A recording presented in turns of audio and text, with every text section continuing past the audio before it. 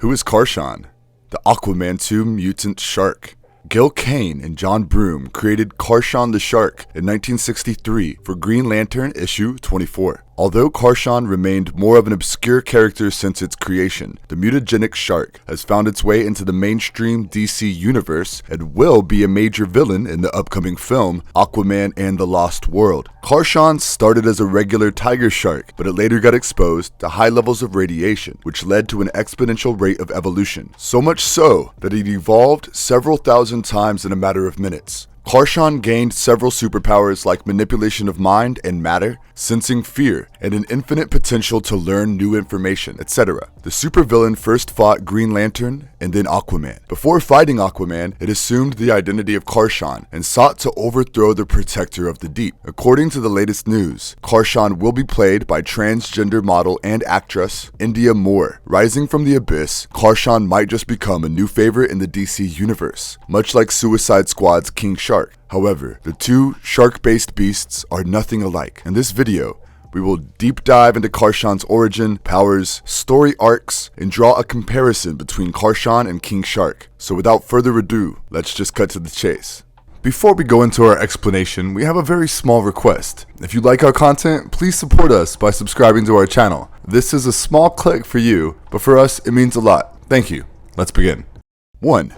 Karshon's first appearance. Karshon first appeared in Volume 2 of the Green Lantern, issue 24. Karshon used to be just another shark swimming in the blue waters, hunting prey and living the regular shark life. But then a nuclear mishap occurred, and the full force of the radiation hit the shark, leading to its mutation into a humanoid beast with various powers, including telepathy. The shark turned into the deadly supervillain Karshon and communicated telepathically with Green Lantern, challenging him to battle. Hal was on his way with Pieface to meet Carol and Turga for a double date. Speaking of Pieface, he appeared in the comics and was the first person to know about Hal's real identity. In fact, he was also one of the new Guardians who had the power of bringing out the best in people, but more on that another day. Hal immediately got out of the car after the telepathic communication with Karshon, changed into his Green Lantern avatar, and headed to face the shark humanoid. Yes, he definitely defeats Karshon using his ring and all, but that's not what we are here for. And by the way, after defeating Karshon, Green Lantern does catch up with the others for the double date, and just in case you were wondering. 2. Karshon Origin. As mentioned earlier, Karshon resulted from a mutated shark, but we did not get into the details, did we? Well, when a large chunk of nuclear material went out of hand of the personnel from an experimental atomic station, the stuff exploded, releasing a hefty amount of radiation. The larger part of the radiation found its way to a tiger shark that was swimming ashore. It wasn't before long that the shark started to mutate and rapidly became more and more humanoid in body and mind, and it even gained enhanced psionic powers. Basically, the massive levels of radiation had led to million years of evolution in a matter of a few minutes. It absorbed knowledge from human minds and learned several things, including the ability to speak. However, despite the human-level intelligence, it couldn't let go of its basic instincts of hunting and devouring its prey. But the shark wouldn't hunt just about anybody. It felt that it was to hunt worthy and extraordinary individuals because of its superior hunting skills and higher intelligence. So, you see, the shark had gained unusual levels of powers, but its primary agenda was primordial and crude. It only wanted to hunt and kill, and didn't have any sinister plans like world domination, etc. At least not for now. The first prey that the shark sought was Green Lantern. Although Green Lantern managed to return the shark to its original state and had it put inside an aquarium, that was only temporary. A few questions that arise here are: how did the shark become Karshon? Are they the same? If yes, why does the shark have two different names? Well, as we mentioned earlier, the tiger shark couldn't remain in its natural state for long, despite Green Lantern's efforts. According to a 1976 story arc, the shark took on the name and guise of an Atlantean named Karshon and went on to battle Aquaman, the protector of the deep. This time around, Karshon had more sinister and elaborate plans against his chosen enemy, Aquaman.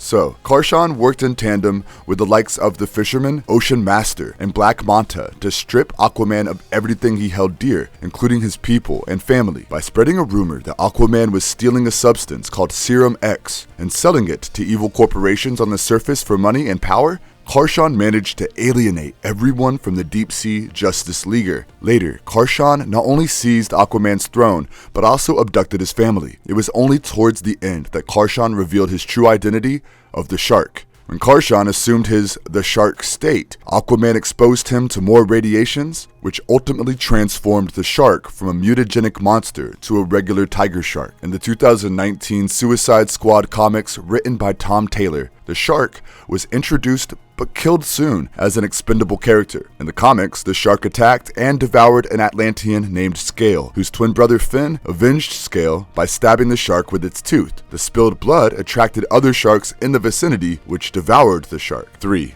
Powers and abilities. The powers and abilities that the original The Shark possessed were menacingly vast and dangerous. As was seen in the comics, the shark could manipulate matter simply by looking at it or thinking about it. For instance, he melted rocks with relative ease and killed an unnamed heavyweight champion just by looking at the dude. Furthermore, he could manipulate the immediate environment, achieving feats like creating tornadoes. As far as his psionic powers are concerned, he could manipulate and infiltrate the minds of just about anybody, even if the person was at a large distance from the shark. This way, he could learn new information and use it to instill fear among the masses. His primordial bloodlust was fed this way, and he would continually become a more sapient and intelligent beast. After the exponential evolutionary growth due to exposure to radiation, he got yet another menacing power of sensing fear in the people around him. But that's not it. When he senses enough fear, he grows more powerful. This gave him the capacity to change his own dimensions. He could either grow large enough to dwarf even smaller islands, or shrink to the size of small fishes. Finally,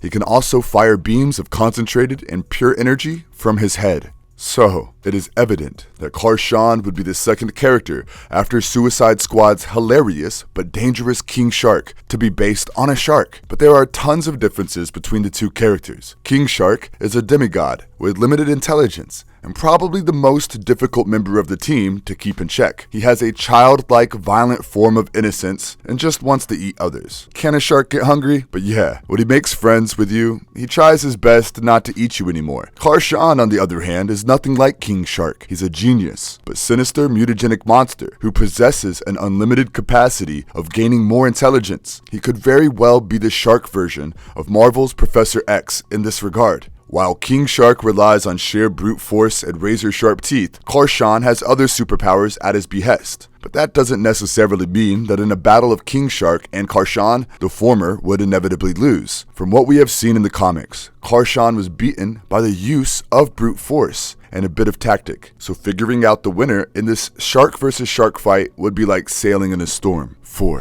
Who is playing Karshon in the DCEU? While there is no information as to how Karshon will enter Aquaman in the Lost Kingdom, it is evident from the name, Karshon, that the filmmakers will rely on the Adventure Comics arc, at which the shark assumes the identity of the Atlantean Karshon. According to the latest news, Indya Moore will be playing Karshon in a highly awaited film. They have starred in the famous television show Pose and Escape Room Tournament of Champions. We are eagerly waiting for a trailer of the new Aquaman film, and only then can we learn more about Indya's Karshon. And if you liked our content, don't forget to leave a like and subscribe to us if you haven't already. Have a good one and be safe. Thanks everyone.